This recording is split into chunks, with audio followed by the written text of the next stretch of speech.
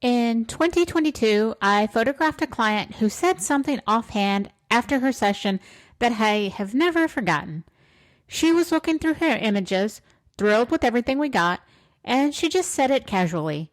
"You are an expert in both indoor and studio lighting." That was it. No big speech, no formal compliment, just an observation from someone who had worked with me long enough to notice. That comment stuck with me for years. And then this week, completely out of nowhere, she showed back up in my inbox. I don't believe in coincidences, so here we are now.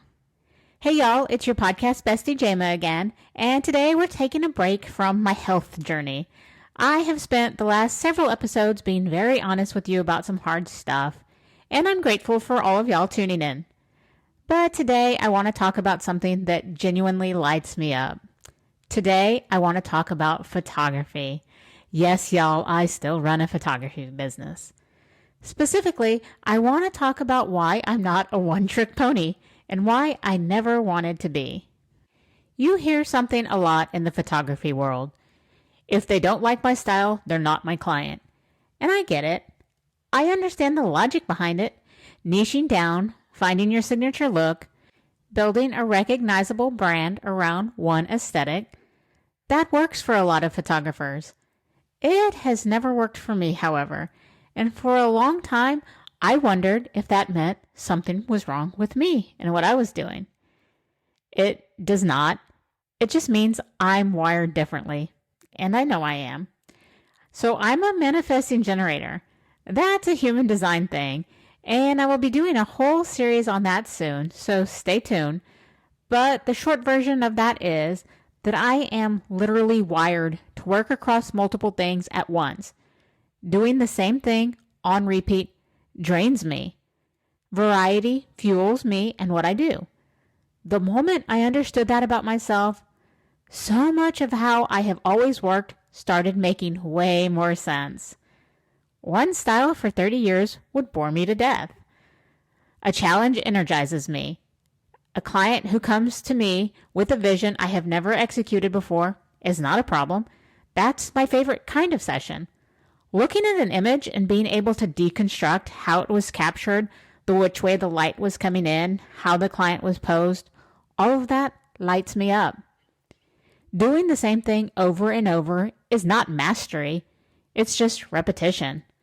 And after 30 years of this, I need more than repetition to stay excited about what I do. Let me tell you about what range actually looks like from behind the camera. Studio light, natural light, bluebonnets in a field at golden hour. The Capitol staircase in downtown Austin with dramatic shadows falling across carved wood in a way most photographers might walk right past. Yeah, that's kind of my jam. Motion blur inside Laguna Gloria. A girl in a ball gown spinning across the black and white checkerwood floor, the whole image moving like a dream. Headshots that make people look like the most confident version of themselves. Editorial seniors that look like they belong in a magazine, not a picture in a shoebox. Did I just date myself with that? Do people even store pictures in shoeboxes anymore, or is that just me? Because I do. I did not learn all of this overnight. And honestly, it goes back further than my business. In college, I had a photography class where we submitted work every week to be judged by both our professor and our peers. One spring break, I went down to the beach. Okay, probably more than one. But I asked this tall, muscular, very good-looking friend of mine to pose coming out of the water. I shot it on black and white film. Went to the Lightroom, developed it, did all the things, and presented it to my class. Every single girl in the room voted it as a top image of the week and could not believe I had friends who looked like that. Was it the composition? Probably. Was it also the subject matter? Big, absolute yes, it was. But I knew what I was doing when I took the shot, and I knew it was going to stop everyone. Beauty is in the eye of the beholder. But knowing how to capture it, that is the skill. And I have been doing that since before I owned a digital camera. 30 years of showing up, trying things, failing at plenty of them, and getting better at all of it. That's what range actually looks like. That is what happens when you never stop being curious about what else is possible.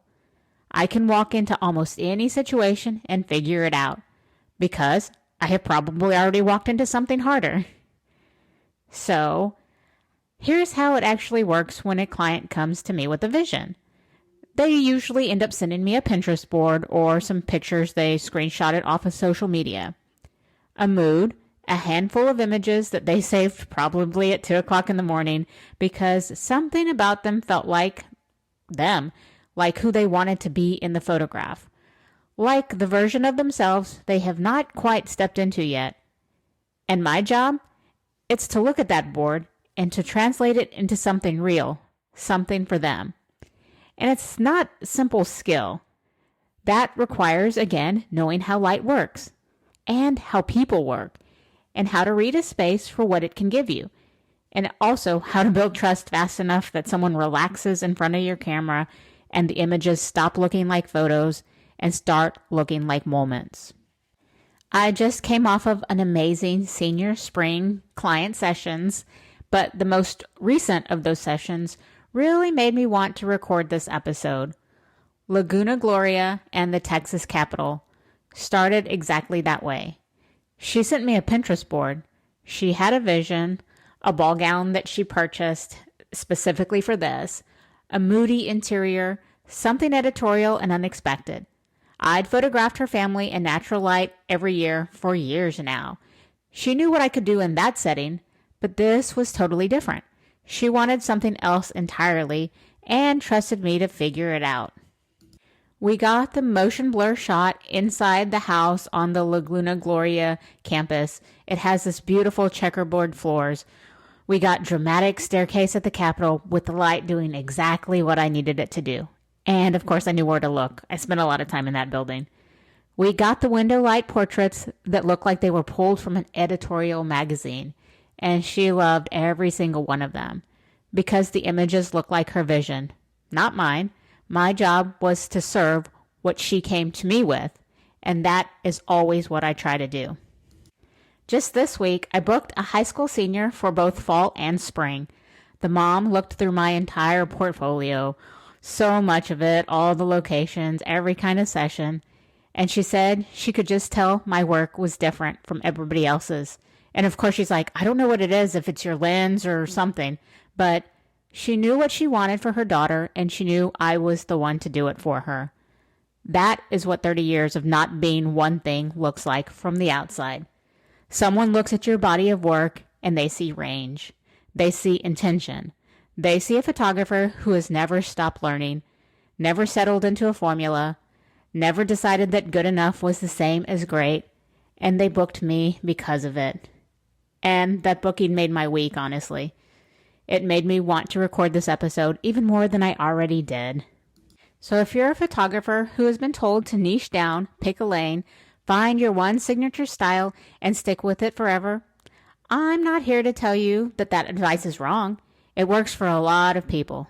But if it has never felt right to you, if the idea of shooting the same thing the same way for the rest of your career makes you want to quit before you start, maybe, just maybe, you're wired differently too. There is a version of this career where your range is your brand, where the fact that you can do everything well is the thing that sets you apart. That is the vision I am living, and I would not trade it for anything. So give me your vision, and I will execute it. That's what 30 years looks like. And if you're a senior, or the mom or dad of a senior, looking for something that actually looks like your kid and not like every other senior portrait you have ever seen, I'll link to my senior photography page in the show notes. Come and find me if you want to. And that's about all I've got for now. Until next week. Bye, y'all.